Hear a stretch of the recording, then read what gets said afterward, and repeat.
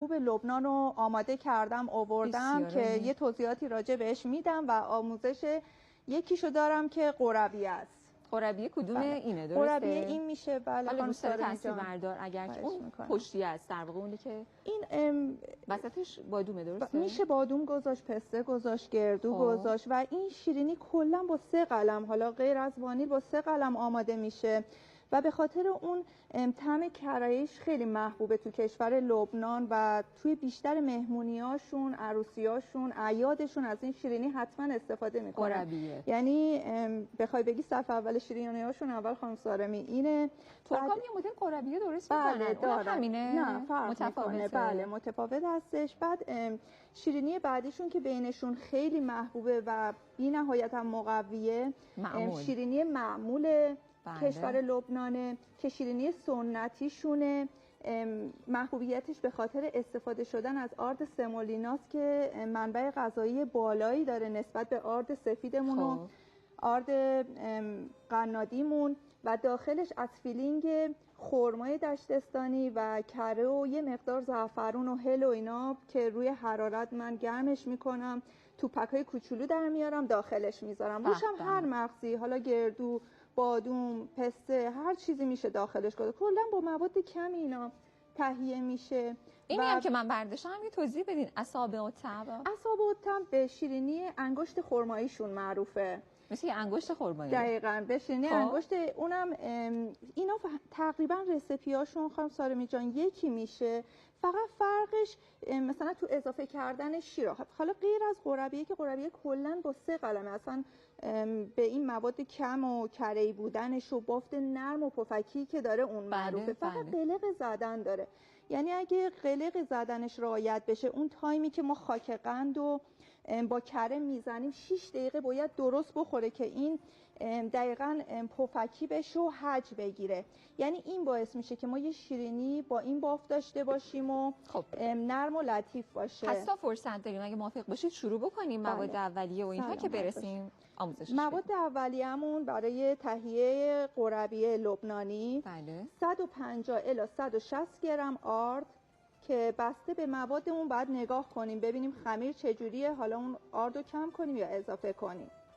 کره حیوانی 125 گرم و خاک قند 50 گرم. 1/2 قاشق چایخوری هم وانیل داره. خب مغزش هم مغز داخلش رو حالا یا گردو یا بادوم یا پسته از هر چیزی میشه استفاده کرد. بله. و طرز تهیه‌اش هم میگم اگه اون قلقاش رعایت بشه یه شیرینی فوق العاده، یعنی با تمام این مواد کمی که داره یه شیرینی فوق العاده خوشمزه ایه. خب الان چی مشکلاتی کردین و شروع کردین هم زدن؟ به خاطر اینکه حالا صدا اذیت نکنه من اینو 6 دقیقه 7 دقیقه خاک قند و کره حیوانیمون رو زدم با حرارت متوسط تا این سفید رنگ شد، یعنی شکل خامه میگیره و حجم میگیره. بله 6 دقیقه. بله 6 دقیقه زدم. وقتی که این حجمو گرفت دیگه حالا ما میایم بعدش آردو، یعنی این دیگه حالا این مقدار آردی هم که داریم میزنیم بسته به این داره که ببینیم خمیرمون چجوری، چون اینا رو ما باید تو پک‌های کوچولو در بیاریم. آردو اضافه میکنیم. الک کردن هم نمیخواد. چه موسیقی عربی جذابی هم. بله همه آردو کامل قاطی نکنید. الان حالا نشون میدم یه بافت مثل خود کره رو داره.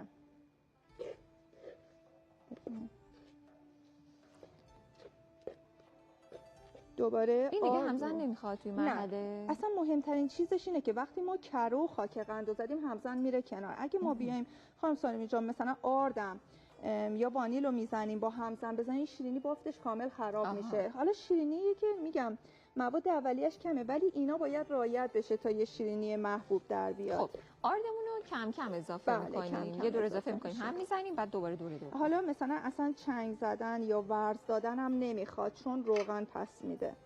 الان اینو میزنیم بعد مقدار بعدی آردمون رو میریزیم. پس ورزم ندیم. ورزم نمیدم فقط با لیسک حالا یا قاشق. نه همه نکته است. بله که این خمیر رو بتونیم جمعش کنیم.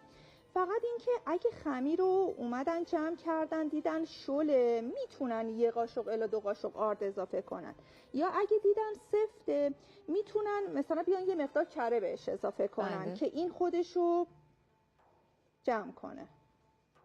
خب الان این مدلی که هست باید همینجوری باشه؟ بله ببینید اصلا ورزش هم نباید زیاد باشه. یعنی من حالا الان یه تیکشو میارم بیرون، بافتشو ببینید. یه کوچولو بریزین اینجا دوستان ببینن. شبیه خوردنون شد. شبیه خورده نگاه کنین. حالا یه قاشق. بعد ما یه گلوله‌ای مثلا 25 گرمی الی 30 گرمی ببینید الان این بافتو از این در میاریم. این یه حالت اینجوری میشه. این الان حالا مثلا به خاطر تایم کم بعد بیشتر مثلا هم بخوره. من حالا انقدر این که بله اگه شما زحمتشو بکشین.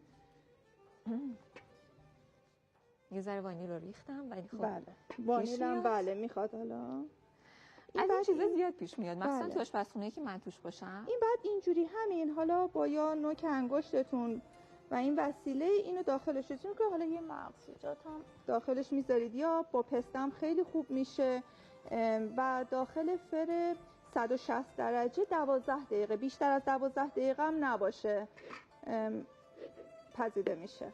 بسیار عالی. خب این الان به این میزان برسه دیگه شروع کنم به درست کردن. آره حالا با لیسک بله وقتی که به این میزان میرسه وانیل هم زدیم خیلی هم میگم اگه مثلا بیش از حد زده بشه روغنشو پس میده. بعد این یه بافت مثلا لطیف و کری داره تو دهن آب میشه خیلی شیرینیه خوشمزه. پس واجب شد یه دونه از این قربی‌ها امتحان بکنم. یک شیرینی بسیار خوشمزه لبنانی که به شما دوستان عزیز هم پیشنهاد میکنم حتما درستش بکنید و لذتش رو ببرید. پیشنهاد شما اینه که با چای مثل عربا چای پررنگ دیگه قهوه عربی خودشون که قهوه عربی میذارن ولی تو تمام مهمونیاشون عیداشون یکی این قربی است پای ثابتشونه و میگم اول قربی است بعد شیرینی معموله هستش که فیلینگ داخل اونا هم خانم سارمی جان گفتم خرمای دشتستانی با یه مقدار کره مثلا اگه 100 گرم خرمای دشتستانی که هستش رو در آوردیم و میذاریم رو حرارت بنماری یه مقدار کره میزنیم و یه مقدار حالا هل زعفرون اینا رو یه توپکایی در میاریم لابلای اینا قرار میگیره. حالا خواستن میتونن گردش کنن یا از این قالب‌ها استفاده کنن. من با این قالب‌ها زدم. بسیار عالی. دست گلتون در نکنه خانم هدیه لوی عزیزم.